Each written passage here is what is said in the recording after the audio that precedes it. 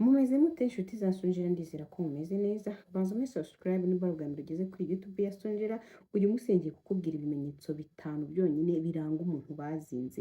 Niwibona ufitemo ibi bimenyetso, ufitemo kimwe cyangwa se byose bitanu byujuje, umenye ko bakuzinze. Ubwo hanyuma y'iyi video ndakubwira icyo wakora kugira ngo wizingure bihite birangira. Ikintu cya mbere ni uko uba umeze nk'umwana mu rukundo. Iyo uri mu rukundo uba umeze nk'umwana ku buryo umuntu mukundana ashobora gukora akantu gato cyane, ushobora kumuhamagara ugasanga ari koweti cyangwa se ugasanga telefone ntiriho cyangwa se yakubwiye ikintu ntagikore, ugahita wivumbura.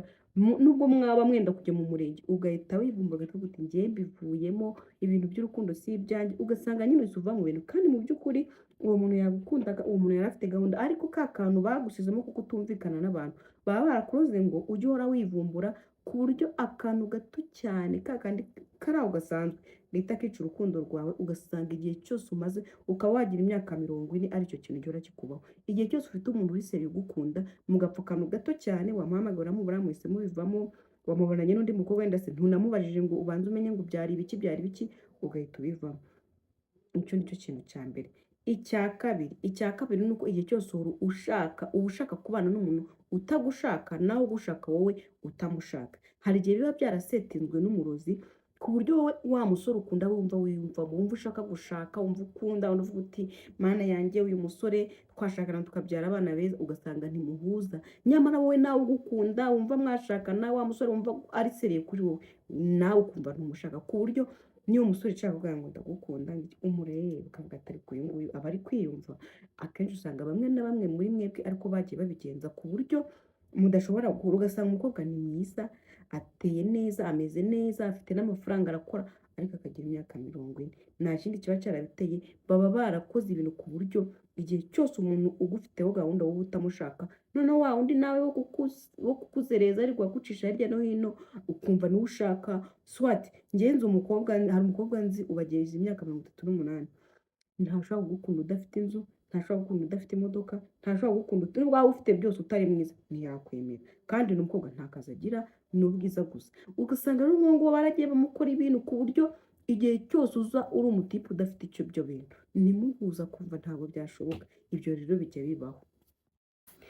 Icya gatatu ni kwa kundi ukundana n'umuntu mumeze neza, muri mu rukundo, ibintu biryoshye, nta kibazo na kimwe mufitanye, ukabona wa muntu mushwanye nta kintu mupfuye.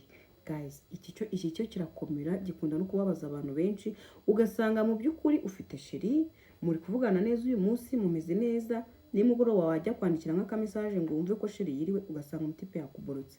Nta kosa wakoze, nta jambo ribi wamubwiye, nta kintu na kimwe wamukoreye. Biba bimeze bite rero? Abo badayimoni baba baragiye, abarozi n'abapfumu baba baragiye bagafata nyine nk'ibintu, cyane cyane bikunda kuba iyo wakunze kubivuga abantu bakaba bazi ko mukundana, hari ibintu bashobora kugenda bagatongera, simbizi, bakavuga ibintu wenda ku buryo wa musore arajya kubona akabona uri mubi, akabona uri type ye, mbese nyine wowe ukajya kubona ukabona umuntu yakwanze nta kintu wamutwaye, ku buryo mwajya muba muri kumwe yajya kumvuranuka kandi nta kibazo, ahubwo ari imitongero baba bagutongereye. Iki nacyo ni ikintu cya gatatu cyo gituma ujya kubona ukabona utandukanye n'umuntu, bakaba barakuzinze. Abasore bakaza mukamufitanye gahunda, mukamumeze neza, mukabona nta kibazo mufitanye, ariko ukajya kubona ukabona wa muntu yagize ute, yivumbuye, yagiye. Nta kosa wakoze, ntiwamututse, ntiwamubwiye nabi, ntiwitwara nabi, nta kintu na kimwe cyabaye, ugasanga umuntu yakwanze.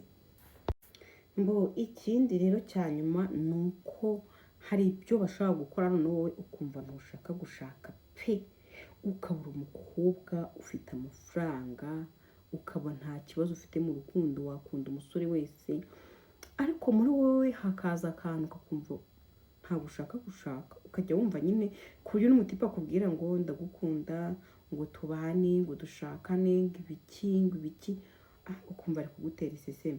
Cyane cyane bikunda kubaho, mujya mubona abakobwa benshi bafite amafaranga, ukabona umukobwa afite amafaranga ameze neza, ariko mu by'ukuri ukabona umukobwa ntashaka gushaka. Mu by'ukuri hari igihe baba baramuroze. Rero mbibutse ko ibi bintu baba barakuzinze, wowe uba wumva ari kumeze, ariko kuri kwawe aribyo byiza bigushimisha, ariko ntabwo mu by'ukuri ari kuba umeze. Aba ari uburozi, ari ibintu bagushyizeho, ari imitongero bagutongereye, ku buryo wowe uko wiyumva wumva ariko kuri kwawe, ariko nyamara buriya usenze wajya noneho ukumva ushaka umugabo, ukumva ushaka kubyara, nawe undi hari igihe noneho bagushyiraho intinyi, ugatinya umugabo, ukaba wenda wakundanye n'umuntu arakubabaza gatoya, ugahita utinya, ukajya wumva ibintu by'urukundo wapi, ukumva reka reka reka reka reka. Ibi bintu nubibona rero uzamenye ko bakuzinze ngo ntuzashake. Urumva, numara kubibona rero ubu twagiye kubwira icyo wakora niba umaze kumenya ko bakuroze. Ikintu cya mbere, akenshi buriya dukunda gusanga abantu benshi baba barakuroze ari abantu ba hafi yawe, inshuti zawe, abo muvukana, abo mu miryango yawe. Buriya akenshi umuntu ukwanga ntabwo yabasha, hari igihe adashobora kukuroga ngo bikunde, kubera ko kugira ngo bakuzinge hari ibintu numvishe ngo bakoresha umusatsi wawe, inzara zawe, ahantu wakandagiye se, imyenda yawe y'imbere.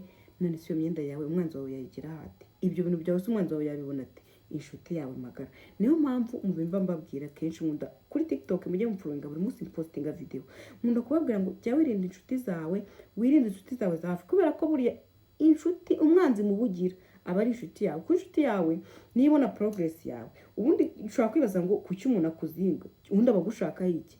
Nta kindi aba ashaka, hari igihe aba ari ishyari ryabimuteye, ugasanga yagize nk'ishyari avuga ati runaka wenda Aline agiye kurongorwa mbere yanjye, akaba arakuroze. Cyangwa se ugasanga n'abantu bo muri famille bavuga ati uriya mukobwa kwa runaka ashingize ngiye ntarashingiza, ugasanga amashyari y'ababyeyi atumye mu byo mwavuga ataha kugira ashingize umukobwa wanjye ataragenda, reka muroge.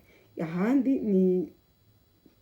ni nk'abantu, hari igihe aba ari abantu mukorana, ishyari ribahesha pe, hari igihe bakuzamura muri promotion, abandi bakakugirira ishyari, akavuga ati reka muroge. Noneho hari n'igihe undi muntu abikora nta n'ikibazo mufitanye, ntacyo wamutwaye, atakwanga, aho bakumva nyine wagomba kubikora. Hari n'ubikora bitewe n'imigenzo yo mu bapfumu, ugasanga wenda se ku nyenyeri y'umukobwa we, wenda bambwiye ko umukobwa atazashaka, atazagira ute, bakakwiba inyenyeri yawe yo gushaka urugo rwiza, bakayiha umukobwa. Mujya kuri YouTube channel yitwa True Salvation, niyo ikunda kuvuga ibi bintu, ndayikunda cyane iyo channel, nanjye niho mba nakuye ibi bintu. None rero tugiye kureba ngo ese wakora iki nyuma yo kumenya ko bakuzinze. Mbere na mbere ugiye kujya ubyuka saa 9 z'ijoro usenge, ubigire itegeko, nk'itegeko.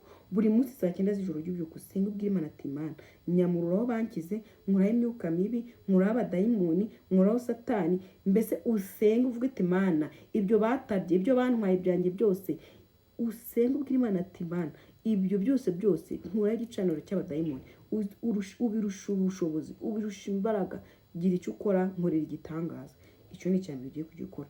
Icya kabiri, ugiye kuzafata amasengesho, ujye wiyirize, usenge, n'undi usenge, ubwire Imana ati Imana, ushobora byose, umva, mbese nyine muri make usenge kandi usenge nawe ukumva koko Imana iri kukumva. Ikindi, ntabwo narekomanda abantu ngo uzajye kwivuza mu bapfumu cyangwa mu bavuzi. Hoya, hari igihe ujya ahantu bakakuvura ariko bakagushyiramo ibindi bintu. Hari n'igihe ujyayo ntibakuvura ariko bakakurya amafaranga yawe, ugasanga usigaye nta kintu ufite. Njye nizera ko Imana ishobora byose, nimba nawe ushaka kwivuza ugakira ibintu bakuroze cyangwa bamaze kwibona ko bakuroze, senga Imana ishobora byose, wiha amasengesho usenge, ujye ujya mu byumba, ujye ujya mu nsengero usenge, hari igihe uzajya kubona Imana ibigukuyeho. Inshuti za Sonjera rero, subscribe, nushaka kujya kuri TikTok yanjye umpe follow, kuko ho macisha ibiganiro buri munsi, uzajya wumva n'ibindi bintu bijyanye n'ibingibi, bijyanye n'ubwiza, kwiteza imbere, ndetse n'ibindi nk'ibingibi, ubwiza, amafaranga, gutakaza ibiro. Thank you. Mumpe subscribe, murakoze cyane. Ciao ciao.